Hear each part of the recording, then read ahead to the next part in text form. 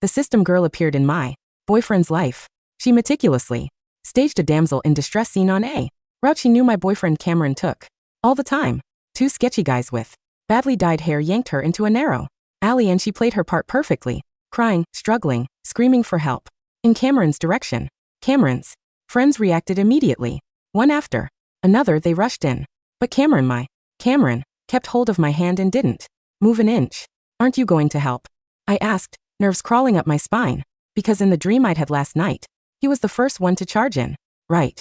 Now though he stared into the dim alley and calmly shook his head. His expression was so composed it was almost chilling. I don't think so, he said. The scene from my dream had turned into reality, yet his reaction was completely different. My thoughts tangled into a mess. I was about to say more when I saw the two guys shove the girl away with a curse and sprint deeper into the alley. Under the faint yellow glow of the street lights, Cameron's friends emerged with her. That was when I finally saw her face clearly. I froze. She looked exactly like the system girl from my dream. Tears streamed down her delicate face, and when her eyes landed on Cameron, they seemed to fall even faster. Cam, she choked out, voice trembling. Thank you for sending your friends to save me. Cameron's grip on my hand tightened. He scanned her with a blank, unreadable look. I didn't, he said flatly. You're thanking the wrong person. The smile on her face stiffened, as if his bluntness had slapped her. Her gaze flicked to my hand, still laced tightly with his, and a faint frown creased her brows. Then she stepped around me as if I weren't even there and thanked the others instead. They waved it off like it was nothing. No squit. We just happened to be nearby. Yeah, those losers. I'd scare them off any day. Then Cameron's friend Liam Perry spoke up, tilting his head at her. Hey, are you the new art student? I think I saw you when I went to meet Amelia. Amelia was Liam's girlfriend. The girl wiped at her tears with the back of her hand. Her eyes were red, but she still managed a small smile. Yes, she said softly. Thank you. I'm Savannah Monroe. My heart dropped. Even the name was the same as the girl in my dream. Could it really be coincidence? Had the dream truly been nothing more than a dream? Scenes from last night flashed through my mind like a film reel I couldn't turn off. I kept staring at Savannah, unable to look away. The wind swept her hair across her face. She tucked a strand behind her ear and spoke again. Boy, sweet and grateful. It was so lucky you were there, she said. Could we exchange numbers? I'd like to treat you all to dinner sometime. Exactly. Every step matched the dream except for one thing. In the dream, Savannah only added Cameron. Now, I watched her unlock her phone and open her QR code. When she held it out, she paused for the briefest second in front of Cameron, then quickly shifted and offered it to Liam instead. Liam scanned it eagerly, added her, and wiggled his phone at her with a grin. Make sure you accept. Savannah nodded. Then she offered her phone to the other guys one by one. Only after everyone else was done did she look up at Cameron. She tried to seem composed, like this was casual, like her cheeks weren't faintly pink. Cam, she said, you should add me too. My pulse spiked. In the dream after they exchanged numbers, Savannah pursued Cameron relentlessly. He went from polite refusal to real annoyance to a cold final dismissal, until the day of our wedding. In the dream, she had appeared at the ceremony and said she couldn't live without him. And Cameron had let her pull him away. He'd run out of the venue in front of everyone, leaving me standing there with all our guests watching. The wind picked up, scraping harder against the street. I held my breath. A moment passed. Cameron raised the hand still tightly linked with mine as if to make a point, without saying it. When he spoke, his voice was glacial. How do you have the nerve to ask for my number right in front of my girlfriend? Savannah's smile vanished. She clearly hadn't expected such a direct rejection. Her fingers trembled around her phone, but she didn't lower it. She forced a shaky laugh, eyes wet again. Cam, I didn't mean anything by it. It's just. Before she could finish, Cameron's gaze had already moved past her as if she were air. He turned to me and his expression softened instantly. Are you cold, Sid? As he spoke, he adjusted the scarf around my neck with careful hands. I shook my head, staring up at him. He was right there, warm, solid, familiar. Yet a strange sense of déjà vu washed over me as if I were looking at him through the haze of another lifetime. After he fixed my scarf, he gently ruffled my hair. We've wasted enough time, he said. You must be hungry. Let's go eat. His hand closed around mine and tugged me forward. I followed, automatically, still dazed, still unable to tell where the dream ended and reality began. We'd only taken 2 steps when Cameron stopped again. He didn't turn around, just tilted his head slightly and called back, "Are you coming or not?" The group snapped out of it and hurried after us, laughing, chattering, the tension dissolving into motion. Only Savannah remained behind. We'd walked a good distance, but I could still feel a gaze drilling into the back of my head. I turned. Savannah's eyes met mine. For a split second, the look in them was sharp, resentful, unwilling, tightly leashed rage. Then it was gone. She gave me a sweet smile, delicate and brittle, as if nothing had happened. Looking at her beautiful, perfectly innocent face, I wondered if I'd imagined it. At the restaurant, everyone gradually forgot the scene outside, the table filled with noise, jokes, laughter, the clink of chopsticks and bowls. But Liam kept looking down at his phone. He scrolled, as if he couldn't help himself, pausing now and then to zoom in on photos, a soft smile tugging at his lips. If I had to guess, it was Savannah's page. I thought of Amelia. If she saw her boyfriend staring at another girl's profile like that, so openly fascinated, someone like her, sensitive and quiet, would probably be crushed. For some reason, empathy hit me like a bruise, as if her pain was already in my chest. I was still debating how to bring it up when Cameron's voice cut through the chatter. "Liam," he said, "what are you looking at?" Liam, startled, hit the lock button and looked up with a guilty grin. "Nothing, just scrolling." Cameron's eyes darkened. "Don't forget you have a girlfriend." Liam hesitated, then forced an awkward chuckle. "I know, man. I just added her. So I was checking her page to get an idea of who she is. No big deal." I couldn't stop myself. "If you know you have a girlfriend," I asked, "why did you add a random stranger?" In my peripheral vision, Cameron's hand, midway through ladelling soup, stilled for the tiniest moment. My question made Liam squirm. He shifted his feet and fumbled for words. "Sid, look," she asked me directly. It would have been rude to refuse. Hearing the excuse only made my sympathy for Amelia sharpen. I frowned, ready to say more. "Liam, no. Girl is going to be okay with her boyfriend." "Oh, okay. I get it." Liam cut in, embarrassed and irritated. "Just don't get involved." "All right, Sydney." Cameron's voice was low and hard. Liam flinched. Cameron's stare pinned him in place. "What kind of attitude is that?" Liam's face went pale. "Kami Cameron." Reached for my hand under the table and squeezed it, his thumb rubbing my palm in a small soothing motion. Then he looked back at Liam, gaze sharp. "Sydney's right," he said evenly. "You're not single. Boundaries are basic respect for your girlfriend." Liam's face flushed, then drained again. He opened his mouth, closed it, and finally exhaled. "Eside. I'm sorry." Then, as if to prove it, he picked up his phone and spoke loudly, enough for everyone to hear. "I get it. Deleting her right now." The others quickly tried to smooth things over. "Come on, let's eat." "Yeah, the food's getting cold." Dinner ended faster than it should have. Not long after, Cameron drove me home. I sat in the passenger seat and watched neon lights smear across the window. The street outside felt like a blurred slideshow, each scene unreal yet too vivid to dismiss. The exhaustion from the dream clung to me as if I'd actually lived through it. When we pulled up in front of my house, Cameron got out, circled around, and opened my door. He held a hand above the frame to shield my head as I stepped out. "Thoughtful as always," I said goodbye and took a step toward the door. Cameron caught my wrist. "Sid," he said quietly. "Wait. I turned back, pulled by his grip. His eyes were deep-set and intense. After a moment, he lifted his hand and cooped my cheek. His voice was cool, but threaded with concern. "You've been acting strange all day. Is something bothering you?" I froze. Of course he'd noticed. Our families were old friends. We'd been inseparable since childhood, over 2 decades. I could read the smallest shift in his expression. Naturally, he could read me. I hesitated, then met his gaze. "Cameron," I said, "I had a dream last night." I told him what happened slowly, scene by scene, reliving it as I spoke. The pain in that dream had felt so real. It left an ache in my bones.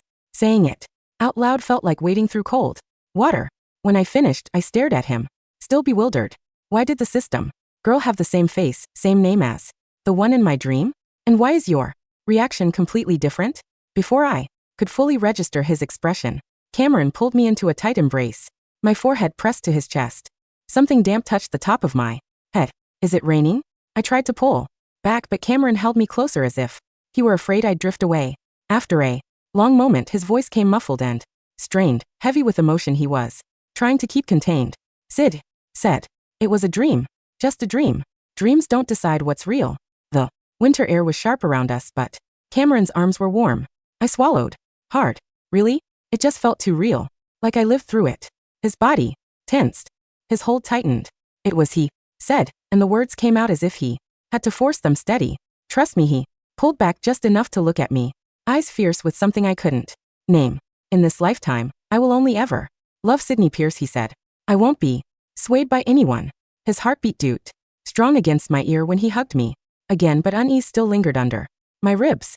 Promises made in youth are beautiful. They're also fragile, like moonlight on water. One ripple and everything shatters into pieces you can't put back together. I went inside, greeted my parents, and walked upstairs. In my room, I drifted to the window. Without thinking, through the sheer white curtains, I looked down. Cameron's car was still parked outside. He leaned against the driver's door, hands buried in the pockets of his black wool coat. The street light scattered pale light across his shoulders. The wind looked biting, and he stood there anyway, head lowered, lost in thought. My fingers tightened around the curtain fabric. I wondered quietly when his promise would change. That night, I slept in broken pieces. The next morning, my driver dropped me off at the university. As I stepped out, I saw Savannah and Cameron together. Savannah's face was bright with a cheerful smile. She extended a small paper bag toward him. "Cam," she said warmly, "I woke up early just to make you this sandwich." As if to prove she'd been thoughtful, she pointed toward Liam nearby. "Liam and the others have one, too. You should try it." Liam nodded, eagerly, already chewing, grinning like a kid. "She's not just pretty, Cam. Can cook. You have to try it. It's really good." Cameron's hands stayed in his coat pockets. He didn't even glance at the bag. He looked at Savannah with impatience, his voice cold and faintly annoyed. "No, thank you." Savannah's smile wavered. She pushed the bag forward as if offering it harder would make him accept. "Cam, it's just a nice gesture." "Move," Cameron said. His patience was gone. Savannah's face went white. Her eyes welled instantly, but she still stepped forward, braver than she had any right to be. Students passing by slowed, whispering, drawn to the tension like it was entertainment. Savannah took a shaky breath, eyes fixed on Cameron. "Why won't you take my sandwich, Cam?" she asked, voice trembling. "Do you have a problem with me, or do you just hate me?" Cameron's eyes were empty of warmth. Didn't seem interested in softening the truth. "Yes," he said. The blunt answer turned Savannah's cheeks red. Her fingers clenched the bag so tightly her knuckles whitened. The onlookers exchanged looks, murmuring. Tears gathered in Savannah's eyes. She swallowed hard and forced the question. Again, stubborn and desperate. "Why? What did I do to offend you?" "I just wanted to thank you. So I made sandwiches for breakfast." "It's not just for you. I made some for Liam and the others too." Cameron's gaze sharpened. "Thank me for what?" Savannah froze, confidence flickering. For saving me," she whispered. Cameron's voice stayed detached. "I told you yesterday. You're thanking the wrong person." Savannah's arms trembled. She tried to push out an explanation anyway. "You were there, so I included you. It didn't take much extra time." Cameron cut through her without raising his voice. "My girlfriend was there too," he said. "Why didn't you make one for her?" Savannah went rigid. Her face drained of color. She opened her mouth, but nothing came. Cameron didn't spare her another glance. He walked past her and headed straight for me. The north wind held through the trees, rattling dry leaves to the ground. Cameron reached me quickly, and without hesitation he opened his coat and wrapped it around me, pulling me into his warmth as if the cold didn't deserve to touch me. "Waiting so long," he murmured. "Are you cold?" His body heat surrounded me like a shelter. I should have felt safe, cherished. Instead, a thin strand of bitterness unwound inside my chest. "Cameron," I whispered, throat tightening. He immediately lowered his head. "What is it, Sid?" Tears spilled before I could stop them. "You accepted it," I said, voice breaking in the dream. "You accepted her breakfast." Cameron's body jerked like the words had hit him. "Sid," he said, and for once his tone held something raw. Nervousness. Fear. He patted my back gently, urgently, trying to steady me. "That was a dream," he murmured. "Only a dream. Look at reality. I didn't take it, did I?" Vision blurred. I squeezed my eyes shut, trying to nod, trying to breathe. It all felt unreal, like I wasn't fully awake, but I wasn't dreaming either. Eventually, I steadied myself enough to walk. Cameron and I headed toward the Campus buildings. Behind us, Savannah was still there, hunched close to the ground, arms wrapped around herself. Her quiet sobs were carried away by the wind. Liam crouched beside her, speaking to her with worried urgency. Something in the air felt changed. Days passed, slow and heavy. Savannah stopped appearing in front of us as often. Sometimes we'd run into her on campus. Her eyes would fill with tears the moment she saw Cameron. Cameron always looked straight ahead, tucked me forward, and walked past her as if she didn't exist. Until Cameron's birthday, a group of us celebrated at a private club tucked away behind a polished lobby and a guarded door. Halfway through the party, Savannah appeared. When she walked in, Cameron was placing a peeled shrimp on my plate. Savannah's gaze caught the gesture. Sadness flashed across her face. Quick, sharp, undeniable. Then she forced a smile and held out a beautifully wrapped gift box. Happy birthday, Kim. She clearly put effort into her appearance. Light makeup, pale lips, a fragile, delicate look that made her seem breakable. Wore a white wool coat tailored like Cameron's usual black one. So similar it looked intentional, like she wanted people to see them as a matching pair. Cameron didn't take the gift. He raised his eyes slowly. How did you get in? Here? The club was members only. Savannah couldn't have entered without help. Savannah's smile trembled but held. I used Liam's membership card. She admitted. I just wanted to wish you happy birthday in person. Silence pressed down over the room. No one knew how to react. Savannah stood there with that mournful, helpless look that made sympathy feel automatic, especially for someone like Liam. Amelia sat beside him.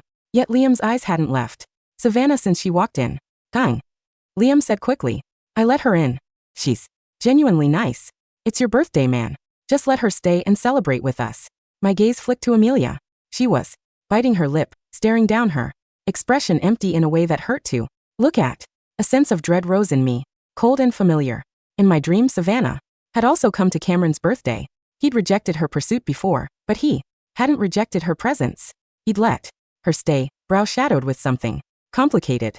But now Cameron's eyes held open disgust. I don't need your blessing, he said, or your gift. He wrapped an arm around my shoulders, pulling me close. I love my girlfriend, he said, voice steady and unapologetic. And I will only ever love her, Savannah. His gaze didn't soften. So stop bothering me, he continued. And stop doing things that are frankly humiliating for you. Savannah's face flushed deep red. The chandelier overhead threw light across the tears gathering in her eyes. She wiped quickly at the corner of one eye and choked out. Not even as a regular friend. Cameron's voice turned to ice. I don't need a friend like you. Savannah broke. She covered her mouth with her hand and hurried out, shoulders shaking.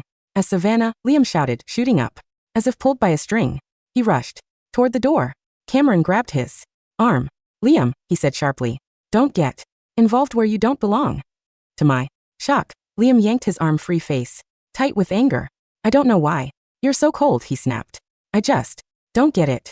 She's a decent girl. She hasn't done anything out of line, but you've hated her since day one.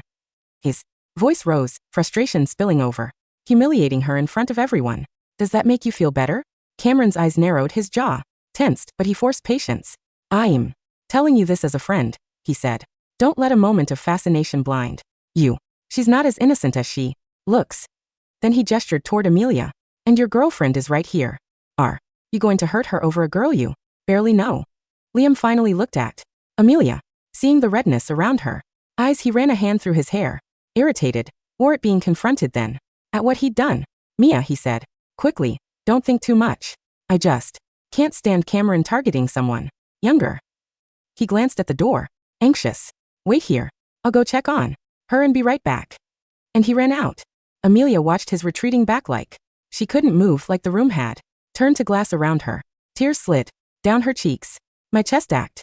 Maybe it was something between women. Maybe it was because in my dream I too had watched Cameron's back disappear. I reached for Amelia's hand, squeezing it gently. Then commotion exploded in the hallway outside. Voices hurried. Footsteps, alarm shouts. Someone get security. Upstairs, hurry. Everyone startled. Chairs scraped. People searched toward the door. A cold thought struck me. Could it be Savannah? Amelia's grip tightened around mine. Sid, she whispered, panicked. We should go. When we reached the rooftop, the wind hit. First sharp and loud. The city lights flickered below like scattered stars. Savannah was there, perched too close to the edge, her posture unsteady, her hair whipped wild by the gusts. The sight made my stomach drop. Liam stood a short distance away, face drained of color, one hand reaching out as if he could pull her back with sheer will. As Savannah, he pleaded, voice shaking. Don't do this. Please come over here. Okay? Savannah turned her head and then she saw Cameron in the crowd. Tears spilled down her face all at once. He gave a desolate, fragile smile. Cam, she said softly. Do you worry about me too? Cameron frowned, his hand closing around mine so tightly it hurt. He didn't answer. People whispered behind us, pointing, watching like this was a show they'd paid to see. Savannah ignored them. Her eyes stayed locked on Cameron. Her expression was desperate in a way that felt reckless, like she'd burned through her last layer of pride. Kang, she said, voice breaking. I love you. I love you so much. She swallowed, trembling. And it's not just because of the task. A ripple went through the crowd at the strange word. Savannah kept going, tears sliding down as if she couldn't stop them. I approached you. I learned about you. I tried to become what you'd like. I made sandwiches. I made excuses to run into you. I even knitted a scarf for you. Her laugh cracked into something raw. But no matter what I do, you never look at me. Not even once. She hugged herself tighter against the wind. My favorability rating is stuck at 0. Liam's voice rose hoarse with panic. Savannah, please just step back. We can talk. We can figure it out. But Savannah didn't seem to hear him. She stared at Cameron as if he was the only thing holding her together. Why can't you look at me? She whispered. Why can't you like me even a little? What do I laugh at? Sydney doesn't have? Her eyes were wild with grief. Is it just because she met you first? Her voice climbed, shaking. I'm the one who loves you the most. I came to this world for you. I'm the one who loves you the most in the entire world. Her smile trembled again, heartbreakingly fragile. Cam, did I ever tell you the system assigned you as my target? The words hit the air like a blade. If I fail, she whispered, tears still falling, then I'll be gone. I'll be gone without you. She repeated it, softer like a prayer. I'll be gone without you. I went cold. Something thundered through my head. Bright, blinding, unmistakable. I remembered everything. It wasn't a dream. Not a dream at all. It was my previous life. I remembered everything. Not as a neat montage with clean edges, but as a violent rush of sensation. Ice, cold marble under my palms, the taste of champagne gone sour in my throat, the weight of a veil tugging at my scalp, while a room full of guests stared as if they'd all been turned into stone. Cameron's back in a tuxedo, Savannah's fingers locked around his wrist, her voice trembling and triumphant all at once. I can't be without you. And his face, God. His face blank in the same way it had been blank last night when he stared into the alley, like something inside him had shut off, like someone had pressed a button and drained all the warmth out of his eyes. In that life, I'd stood there and watched him leave. In this one, I stood on a rooftop with the wind screaming past my ears, and Savannah Monroe was too close to the edge. The city lights below looked unreal, glitter scattered on black velvet. The higher you were, the more everything felt like a game board. Tiny cars, tiny people, tiny consequences. But Savannah's shaking shoulders were not tiny. Liam's pale face was not tiny. Amelia's fingers digging into my hand, desperate and painful, were the most real thing in the world. Savannah stared at Cameron like he was the last thread keeping her from unraveling. Cam, did I ever tell you the system assigned you was my target? Every head in the crowd tilted at the word system. Confusion rippled. Mockery tried to rise. Someone snorted. A whisper that sounded like, is she talking about an app? But I knew that word the way you know the sound of your own name. I'd heard it before. Not spoken aloud like this, but inside my skull, bright and metallic, like a notification that never stopped buzzing. In my last life, I hadn't understood what it was until it was too late. In that last life, I clung to the easiest explanation because it hurt less. Cameron fell out of love. Cameron chose her. Cameron humiliated me. It was simpler than admitting that something had reached into our lives and tried to move us like pieces. Now the wind slapped my face and I tasted salt. I stepped forward before I could talk myself out of it. Amelia's grip tightened, panicked. Sid, I'm not going near the edge, I said, though my voice came out too thin. I forced breath into my lungs, forced steadiness into my legs. Savannah, look at me.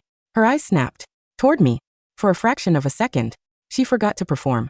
The delicate heartbreak on her face cracked and Something raw showed through. Fear, yes, but also fury. The kind that comes from being trapped inside a story where you know you're losing. You, she whispered, like the word was a curse. The crowd leaned in, hungry for drama. I hated them for it. I hated myself for the part of me that once upon a time had also watched my own disaster like it was happening to someone else. Savannah, I said again, softer. I held my hands out, palms open, a universal sign that I wasn't here to fight her. Step back. Just one step. We can talk when you're safe. Her laugh turned into a sob. Safe. She choked. I'm not safe anywhere. If I fail, you don't disappear. I cut in. The words left my mouth before I could stop them. Savannah froze. So did Cameron. So did Liam. Even the wind seemed to pause, as if the world itself had leaned closer to listen. Savannah's lips parted. Her eyes were huge and wet. What? What did you say? My heartbeat was a drum in my ears. I could feel Cameron's hand still locked around mine, but now his grip had changed. Tighter. Yes, painful. Yes, but also almost pleading, like he was trying to hold me in place, like he was afraid of what I was about to do. I didn't look back at him. If I did, I might falter. You don't disappear, I repeated, enunciating every syllable. That's what it tells you. So you'll panic. So you'll do anything. But it's not true. Savannah's face went blank with shock. And in that blankness, I saw a girl my age. Not a villain, not a system girl, just someone who had been pushed into an impossible role and told the only way out was to win. How do you know? She whispered. Because I watched you vanish in a flash of white after my wedding. Because I heard a voice announce a failure, and then a reset. Cold as a judge. Because I woke up in my bed afterward with my face wet and my throat raw from screaming, convinced it was a nightmare, and I spent the rest of my life trying to forget the shape of your smile when you pulled him away. I didn't say any of that. I just said, because I remember the air changed. Not in a magical cinematic way. In a human way, the way a room changes when someone finally tells the truth that everyone has been dancing around. Savannah's eyes darted to Cameron, then back to me, then to Liam, as if she was measuring the pieces of this board and realizing one of them had moved on its own. You, her voice shook. You are. I'm Sydney, said, and the simplicity of it was an anchor. I'm not your enemy. Her mouth twisted. You're the reason my favorability rating is stuck at 0. She spat, and the bitterness in her tone made the crowd stir again. There it was. Proof if anyone had understood it. Amelia made a small sound beside me. Strangled. Favorability. Liam's face tightened like he wanted to laugh it off, but his eyes stayed glued to Savannah, hypnotized. Cameron didn't move. He didn't speak. He just watched Savannah with the same blank, unreadable stare he'd given her in the alley. And it struck me then, sharp, sudden, that his blankness wasn't indifference. It was restraint. It was someone holding a door shut from the inside. Savannah, I said, keeping my voice low. I know you're scared, but if you step back, we can get you help. Real help. Not whatever that thing in your head is. Her shoulders quivered. The wind whipped her hair across her face, and she didn't even bother to tuck it away. Her fingers clenched around her own arms like she was trying to hold herself together. Help. She laughed, and it broke. You don't get it. It's not therapy. It's not. Talk to a friend. It's a contract, a task line, a penalty. A contract can be broken, I said. She stared at me like I was speaking another language.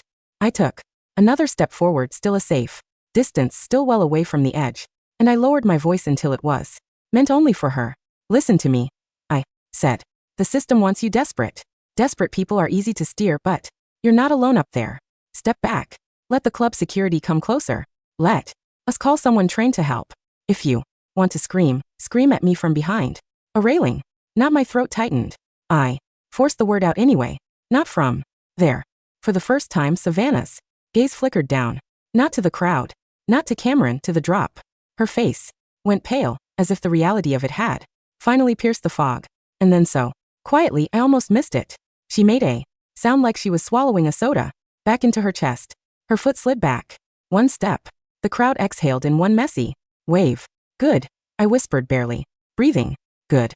Again. Another step. Security moved in fast, like they'd been waiting for the moment her weight shifted away from the danger.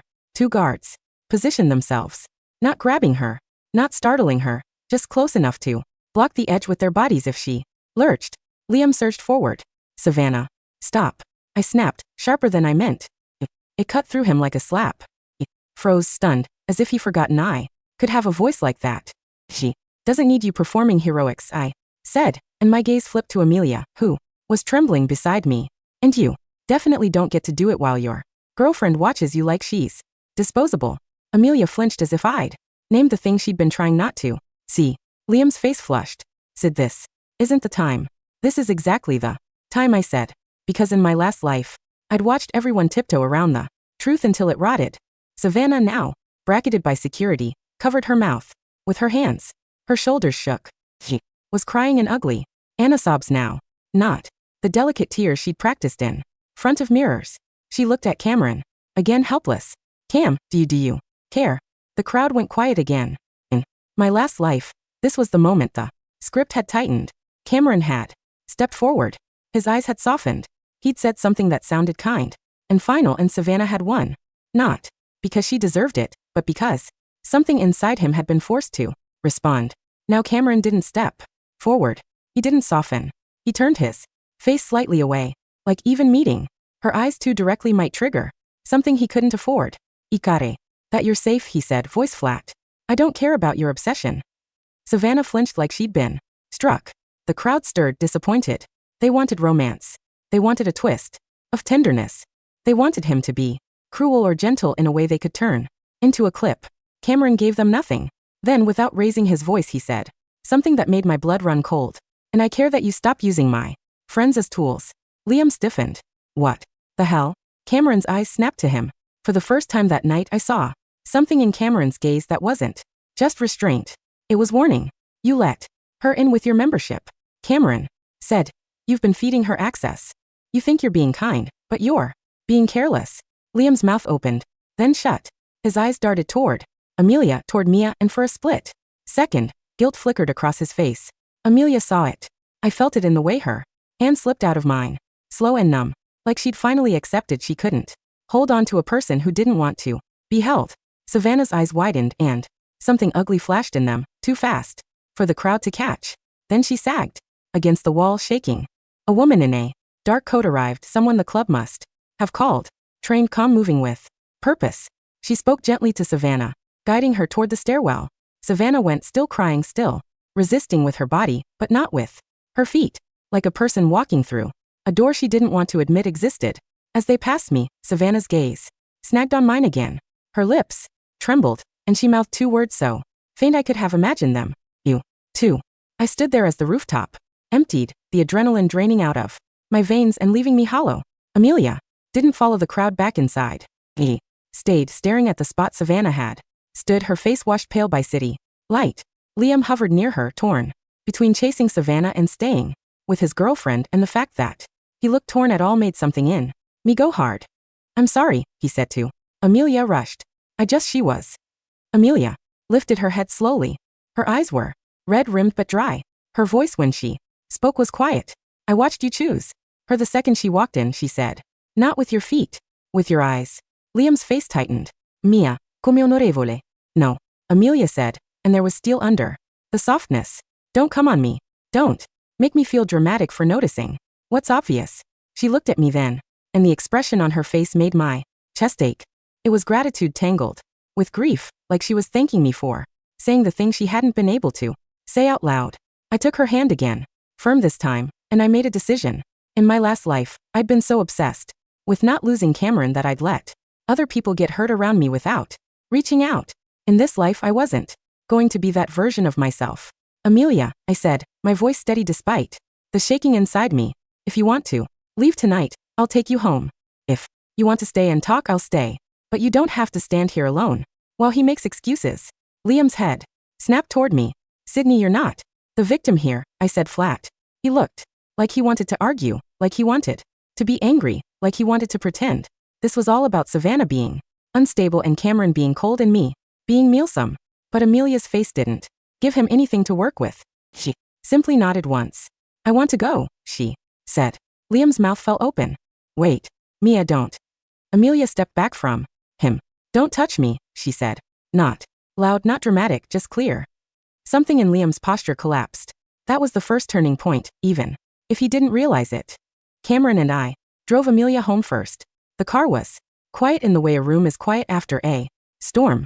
Everything wiped clean and raw. Amelia stared out the window and every now and then her throat worked like she was swallowing something too big. When we pulled up to her building, she didn't reach for the door handle right away. She looked at me instead. Sit, she said, softly, on the rooftop. When she said, system, you looked like you knew. My fingers tightened around my seatbelt. Cameron's hands tightened around the steering wheel. I chose my words carefully because I could feel the invisible line between truth and chaos. I knew enough to recognize a trap, I said. Amelia's eyes searched mine. Then she nodded like she was filing the information away for later when she wasn't bleeding. Thank you, she whispered. For what?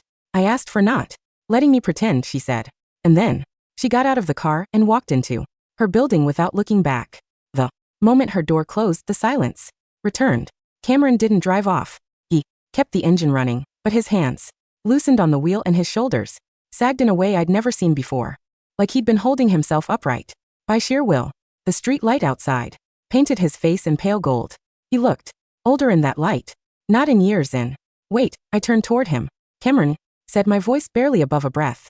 You remember too? It wasn't a question. His jaw tightened. He stared straight ahead. For a long moment he didn't answer. Then very quietly he said yes. The word hit me like both comfort and grief. Comfort because it meant I hadn't been crazy. Grief because it meant he'd carried this alone. How long? I asked. His throat bobbed. Since the alley? I blinked. But last night I saw her face, he said, cutting me off. His voice sounded tight like he was speaking through something sharp in his chest, and everything snapped back. He inhaled. Shaky in that life. He continued. I thought I was choosing. I thought I was losing you because I was weak. I thought I deserved to hate myself. My stomach twisted. He finally looked at me and his eyes were too intense, too bright, like he'd been staring at a fire for too long. I didn't run out of the venue because I wanted her, he said. I ran out because something inside me screamed that if I didn't, you would disappear. My breath caught. You would disappear. He repeated, and this time the word sounded like memory, not metaphor. That's what it told me, that if I didn't follow the task line, you'd be erased. My hands went cold. Savannah had said the same thing, the same penalty, different target. A sickening thought slid into place. It wasn't just her, I whispered. It was all of us. Cameron's mouth tightened. It's a parasite, he said, and the bitterness in his voice startled me. It attaches to people, calls it love, and then turns every human boundary into a checkpoint. I stared at him. Last night when he'd hugged me and his voice had sounded strained, I thought it was romantic intensity. Now I understood. It had been fear. I kept thinking, Cameron said, voice low, if I could just do it right. This time. If I could just be colder. If I could just not react. If I could just protect you from every trigger. His fingers flexed on the wheel like he wanted to crush it. But it doesn't stop. He said, it escalates. It moves to the next person. It uses guilt. It uses pity. It uses spectacle. My mind flashed to Liam, to the way his eyes had lit up when Savannah smiled at him, to Amelia's quiet devastation. She was never just after you, I whispered. Cameron's gaze held mine. No, he said.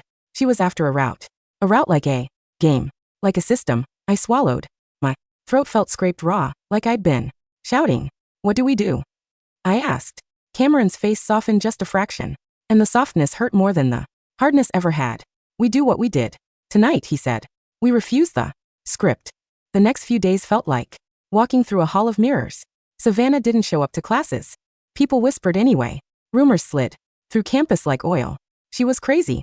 She was drunk. She was attention-seeking. Cameron rejected her, and she snapped. Sydney pushed her. Liam saved her. Each version made my skin crawl.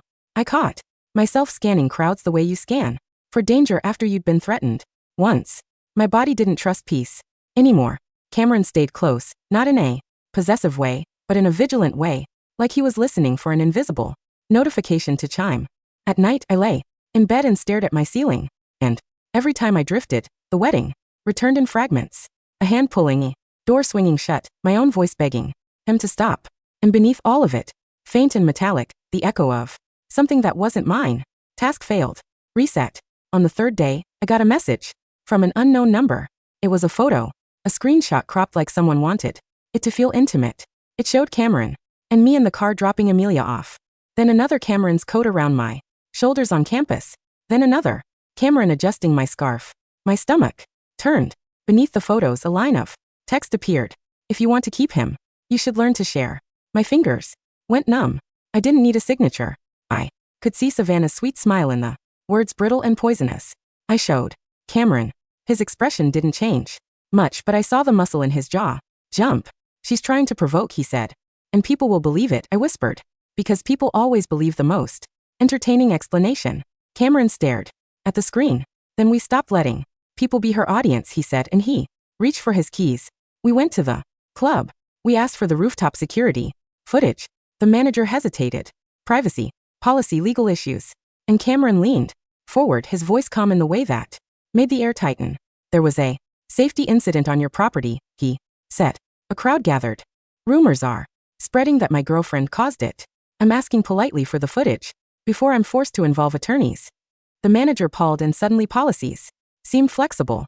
We got the footage. Clear angles. Savannah stepping back. Me staying far from the edge. Security intervening. The truth plain and boring. And undeniable. We could have posted it. We could have tried to win the public narrative. But the idea of feeding the crowd made my stomach twist again. Cameron looked at me. What do you want to do? He asked. It was such a simple question, and it felt like the first real choice I'd had in either life. In my last life, I would have wanted to destroy Savannah. I would have wanted to drag her into the light and make everyone see her as a manipulator, a liar, a thief. Now I thought of her face when she'd mouth-fed you two. I thought of the way she'd looked down at the drop like she just remembered gravity existed. I thought of Amelia's voice. I watched you choose her with your eyes. And I thought of what I'd said on the rooftop. You don't disappear. If that was true, if the system was lying to Savannah, then the real enemy wasn't just her.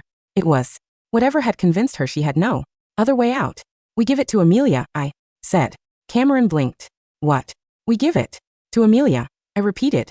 And we tell her the truth, not as gossip, not as drama, as evidence, so she can make her own decision with her eyes open.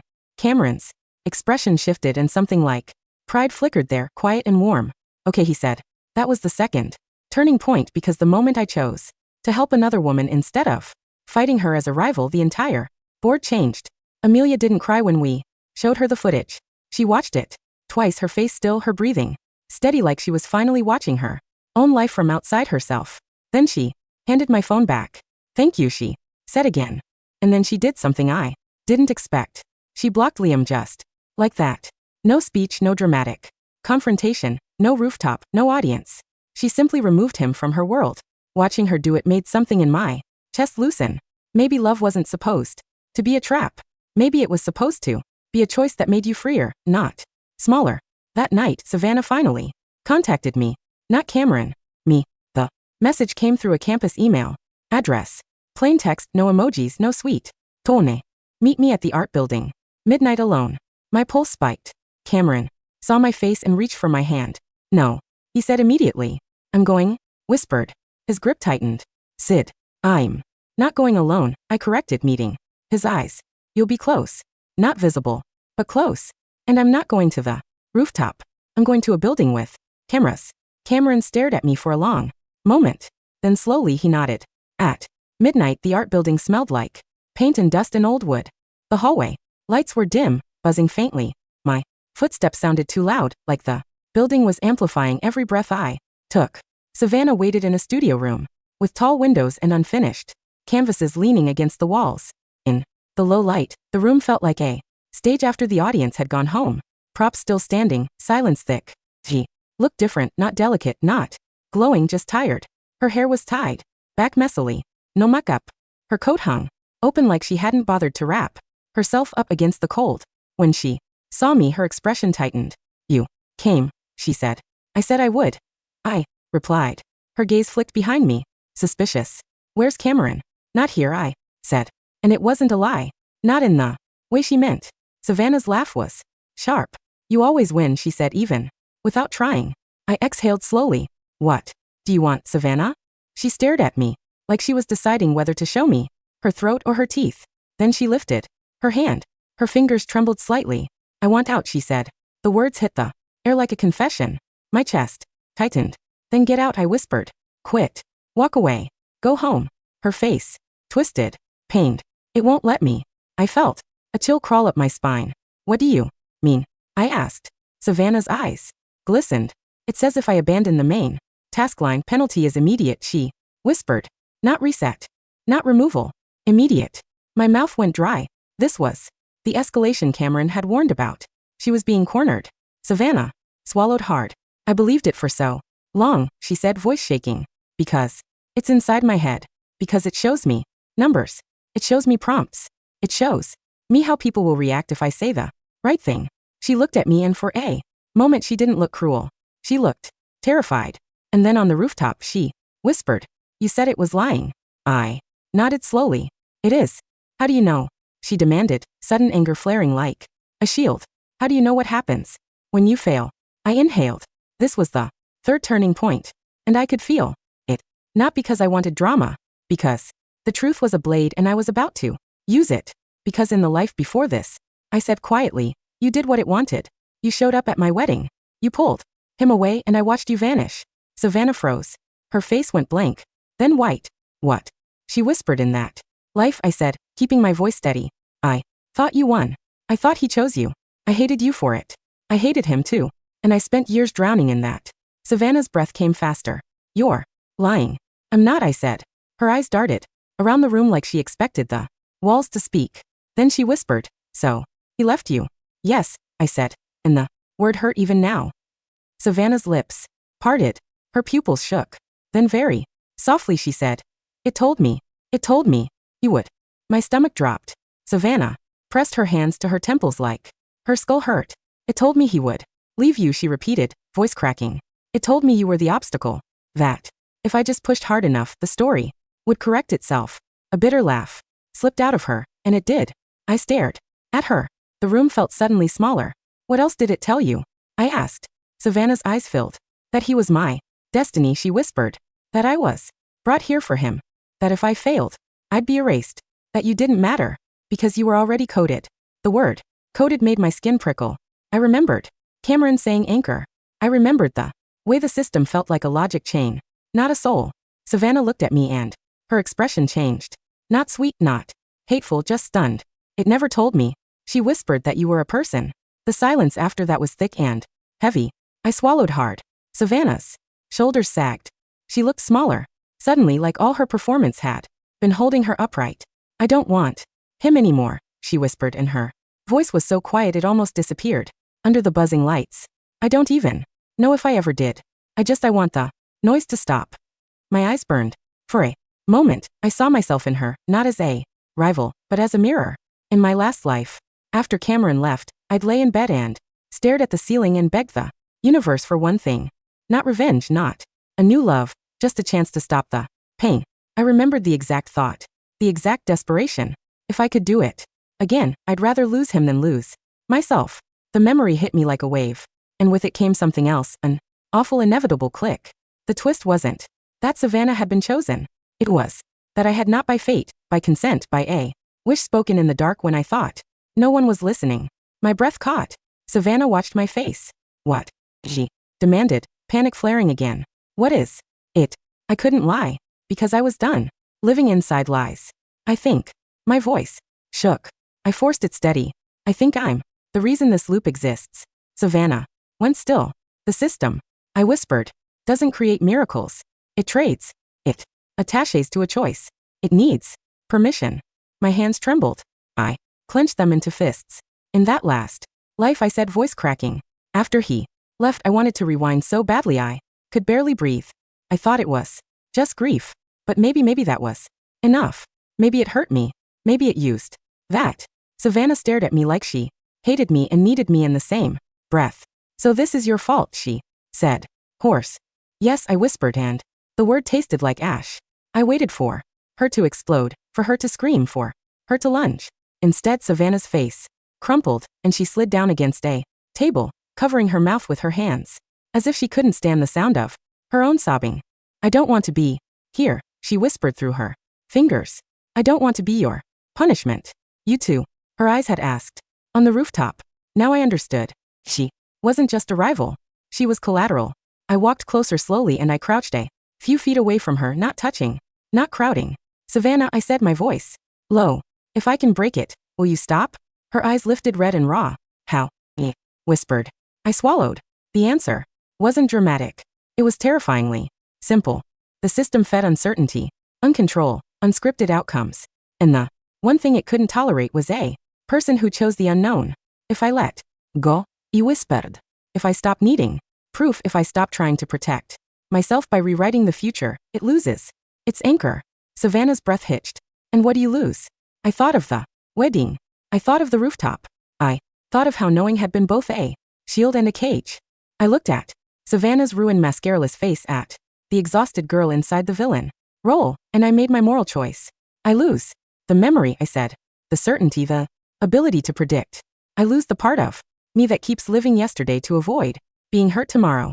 Savannah stared, and for the first time, she looked like she was seeing me, not as the heroine she had to defeat, as a person. You do that, she whispered, disbelieving. Yes, I said, and my voice didn't shake. This time. Because I won't sacrifice another woman for a man. Not again. The air in the room shifted. Not with magic. With something quieter. Decision. Savannah swallowed hard. It won't let you, she whispered. It'll punish you. Let it try, I said. The moment the words left my mouth, a cold pressure slid behind my eyes like a hand tightening around my skull. A faint, metallic hum filled my ears. And then, inside my head, I heard it. Not a voice. Like a person, a voice like a notification, a system prompt. It didn't speak in full sentences. It didn't need to. It showed me images instead. Fast and brutal. Cameron walking away again. My parents' disappointed faces. My own loneliness. A future where everything I loved shattered. Fear surged hot and sharp. For a split second, the old me reached for the comfort of control. No, I thought not that. Anything but that. And then I stopped. I inhaled. I tasted paint and cold air and the faint sweetness of something someone had spilled days ago. I grounded myself in the present. I turned my fear into a simple truth. Maybe that future would happen. Maybe it wouldn't. Either way, I was done bargaining with a parasite. I lifted my chin out loud into the silent studio. I said, I withdraw my consent. Savannah's eyes widened. The pressure behind my eyes spiked like a scream. Without sound, I blinked hard, tears spilling from the pain. And still I repeated, I withdraw my consent. My heart pounded. The hum grew louder, angrier, like a machine overheating. Savannah scrambled to her feet, trembling. Sydney, stop. No. Ishuka. Out. You stop. I looked at her and my voice steadied. Say it too, I whispered. If you want out, you say it. You're not a pawn. You're not a task climb. You're a person. Withdraw. Consent. Savannah's throat bobbed. Her eyes squeezed shut, like she was bracing for impact. Then, she whispered, barely audible. I withdraw my consent. The hum in my skull snapped sharp like a cord pulled too tight. For a moment, my vision flashed white, and in that white, I felt something tear loose. Not flesh, not bone, a thread that had been holding two timelines together like a cruel knot. My knees buckled. I grabbed the edge of a table to stay upright. Savannah let out a strangled sound, half laugh, half sob, as if she'd been holding her breath for years, and finally exhaled. The hum faded. The pressure eased. The studio lights buzzed on, indifferent, normal, like nothing had happened. I swayed dizzy. Savannah stared at her hands like she expected numbers to appear on her skin. They're gone, she whispered. I blinked, confused. What's gone? I asked. Savannah looked at me, eyes huge. The prompt, she whispered. The rating, the voice. Relief hit my chest so hard it hurt. I let out a shaky breath. And then, like the world couldn't let me have anything without a cost, something else shifted inside me. The wedding memory, the marble under my palms, the veil, the humiliation blurred at the edges. Not erased, not gone, but softened as if someone had smeared the film with water. I grabbed at it, mentally panicked, and it slipped through my fingers. Cameron's face in that life, blank, haunted, faded like a name you can't quite recall. Savannah's face at the altar, gone. The details dissolved, leaving only emotion, loss, fear, a vow. I stood there breathing hard, and I realized the system had taken its payment. It had taken my certainty, my ability to relive, my weapon, my cage. Savannah watched me, and something like guilt crossed her face. Sydney, she whispered. Are you okay? I touched my temple. It didn't hurt anymore. It just felt empty, quiet. I don't know, I admitted, voice. But I'm here. Savannah's eyes filled again, but This time the tears looked different. Not performative, not strategic human. I'm sorry, she whispered. I stared at her. In another life I would have wanted to hear that more than anything. Now it landed softly like snow. I know, I said, and I meant it. A sound came from the hallway. Fast footsteps. Cameron appeared in the doorway, his eyes scanning the room like he'd been ready to fight the universe itself. Saw me swaying, his face tightened. Crossed the room in 3 strides and caught my shoulders, steadying me with careful hands. Sid, he whispered, voice tight. What happened? I looked up at him, and for a terrifying second, I couldn't remember why his eyes looked so familiar in a way that hurt. I remembered loving him. I remembered choosing him. I remembered fear. But the sharp images were gone, like someone had cut them out of the film. I swallowed. I let go. I whispered. Cameron's eyes searched mine, frantic as if he was looking for a specific reflection. Do you still? His voice broke. He tried again. Do you still remember? I blinked at him. Then I understood, not through memory, but through the way his hands shook on my shoulders. He'd been carrying his own burden of certainty, too. He'd been living with a script in his head, waiting for the moment to try to force him again. I lifted my hand and pressed it against his cheek. His skin was warm, real. I remember enough, I whispered. I remember you. Cameron's eyes shuddered. Relief and grief flickered through him like a storm passing over water. Savannah stood behind him, quiet and small. For the first time since she'd stepped into our lives, she didn't look like a threat. She looked like someone who'd just woken up. Cameron turned, saw her, and his posture tightened instinctively. Then he stopped himself. He exhaled, and without warmth but without cruelty, he said, "Go home, Savannah." Savannah's throat worked. She nodded once, and her voice was small. "I think I can," she whispered. She walked past us toward the door. Halfway out, she paused, looked back at me, and her lips trembled. "Sydney," she said softly, if you ever feel like you're falling back into it, don't do it alone." I nodded, even though I wasn't sure what it meant.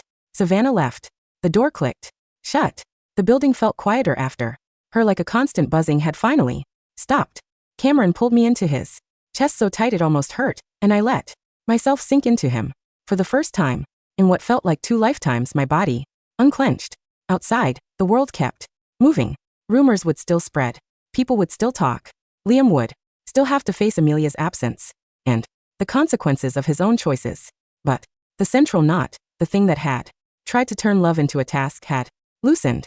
Cameron's voice was rough against my hair. "I'm sorry," he whispered. I closed my eyes.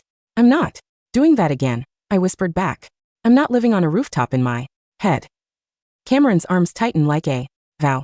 We stood there for a long moment, breathing in the paint and dust air of the art studio, letting the quiet settle into our bones. Later, when Cameron drove me home, the neon lights still smeared across the window the same way they always had. Only now, instead of feeling like a blurred slideshow, the street outside felt like something I was allowed to enter again. I didn't know what tomorrow's script was supposed to be, and for once, that didn't feel like a threat. It felt like freedom. Still, that night, as I drifted toward sleep, I had the faintest sense of a horizon, like somewhere far away, a new story tried to load.